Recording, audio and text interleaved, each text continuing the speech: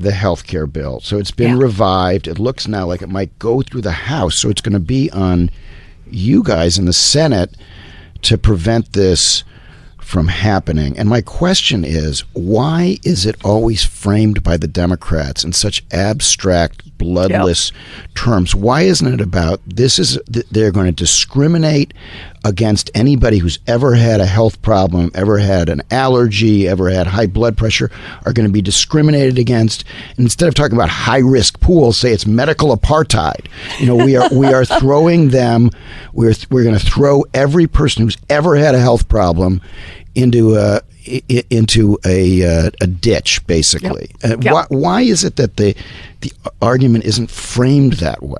Well, I got to say on that one, man, I am 100% with you. It not only should be framed that way, that is an accurate description. That is reality that you have just talked about. Reality is not about high-risk pools and blah, blah, blah. Reality is about the fact that anyone who had a baby that was born with a bump permits the insurance company to say, hey, this kid only gets covered by insurance if you pay through the roof. The idea of letting these insurance companies discriminate based on pre-existing conditions, that just undermines the whole concept of health care for everyone. That's what insurance is supposed to be about. We all pitch in some for insurance so that if misfortune hits one or the other of us, then we're going to be protected. That's how the whole thing is supposed to work. But here's what I predict on this one, Jonathan. I thought that we learned a lot from the first go-round on health care. And that was that when the Republicans came up with a bill that said, I know, here's how we're going to reform health care. We're going to knock 24 million people off health care coverage. We're going to raise costs for a whole bunch of middle-class folks. And in order to give tax breaks to a handful of millionaires and billionaires. And when we got that one slowed down enough that people could look at it and start talking about it, all of a sudden, folks got really energized around the country, and they made their voices heard. It's something I talk about in the book a lot, about how to make sure that you get heard in Washington and your ideas get heard in Washington, your values get represented in Washington.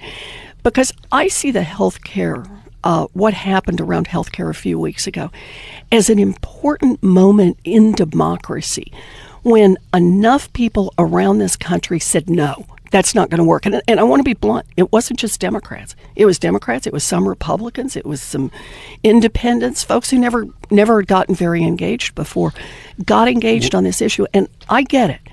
It was the official reason it failed is that the health care bill that was proposed last time was not brutal enough for the really right wing of the Republican Party. Senator Warren, we have several pre-existing conditions in our family.